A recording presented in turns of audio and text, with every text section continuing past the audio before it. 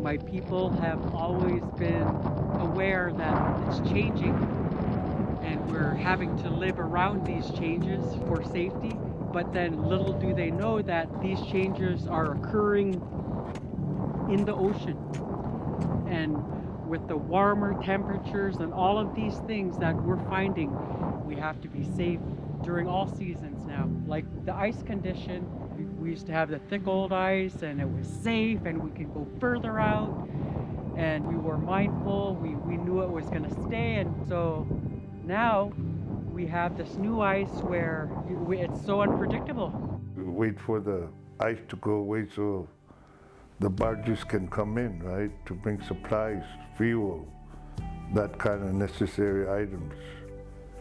Now we have to wait for the waves to come down where they can land on ashore. But the thing with the ice being way far, we've started to change our ways to go out sooner and to harvest sooner and come back sooner.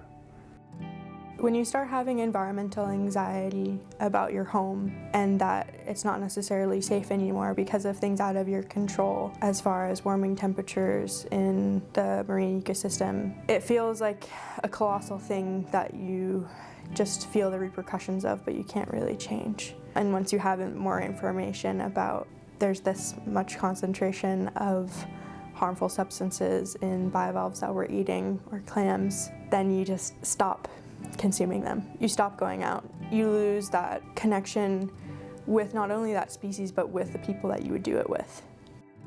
So to me, the fascinating thing about a program like the Arctic IERP is drawing together people who are studying so many different aspects of the ecosystem, from the physical conditions all the way up to the top trophic levels, the top predators and so on, and including the coastal communities. And by getting everybody together thinking about this, we start to be able to see things that are not apparent if you're just looking at one piece. I don't know how you could get to that without something like the Arctic IERP, and to me that's both the joy and the value of it.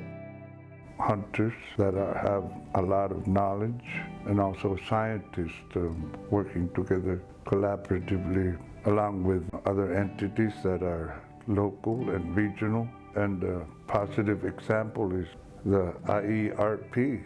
I think those kind of things need to continually progress and to work in a positive way. Opeka King of Little Diomede participated in research aboard our cruises during the springtime in 2017 and 2018. She's continuing to engage in science in her community, doing things like harmful algal bloom monitoring and crab monitoring.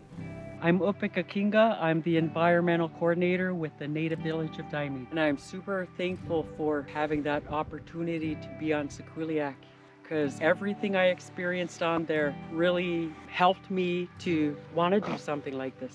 Because of them and seeing all the different scientists do their remarkable work, I felt like I knew I was going to do something like that. Working so close to scientists and seeing the actual work being done, that was the big, pushed me and say, you got to do this. Well, I want to make sure our environment is, healthy, land, air, and sea. I mean, we need them to be healthy so we can have healthy crab, healthy seal, healthy walrus. With climate change as it is, warmer waters, and that it's all affecting the marine ecosystem, we want to be careful. We want to learn how taking in our harvest is treating our human body, and this is just one way to do it, documenting. Taking the data, doing the measurements, taking the samples, getting them tested, receiving the results, and sharing with the community. That needs to be done. Equity is very important, very key for communicating with our indigenous people, not just in Alaska, but circumpolarly. But where those interactions are really productive, when people have that sense of a shared interest and commitment, a detailed understanding, and crucially, respect for one another. I can't tell an Arctic coastal community leader what matters to him or her. I can provide information for them to digest, for them to put it together with everything else going on in their world and figure out where priorities should be. And I think that's an important thing that could be done in future IERPs, is to think very carefully about that process of not just gathering and analyzing information, but how we distill it into action, and how that's being done in coastal communities and how we can support them as they're doing it. Having that community involvement piece, making sure that what we're doing as scientists is also representative of community research priorities, that it's actually included in the management process and the research process. Because otherwise it doesn't feel like it's relevant, or that people coming into my community don't understand the local context. And I think that that's where the management divide really comes from, is people not thinking that they understand each other. Working together can only lead to a positive way, and we also see that there's more interest now from local students that hope to become biologists. The Arctic IERP made really good progress in engaging Arctic communities in the research at every stage, but I think we can go even further when we engage in our future IERPs to really do research together with the people who will find it the most relevant. I see opportunities for Alaskans to improve IERPs and for our IERPs to provide even greater benefit to Alaska communities. We can work together even more closely to design the research questions and our approach to answering them. Because IERPs facilitate continued collaboration over a number of years, they allow you an opportunity to build the relationships that could allow the use of Western science alongside Indigenous knowledge.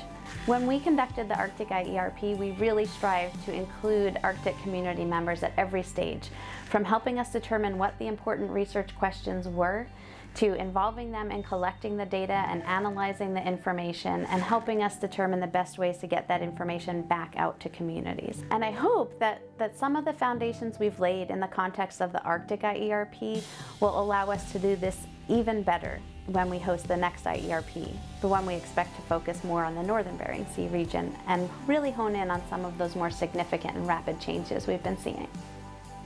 In my mind, community health, land health, water health is a web of interconnectedness. And so I feel like this integrated ecosystem project is just coming in alignment with that.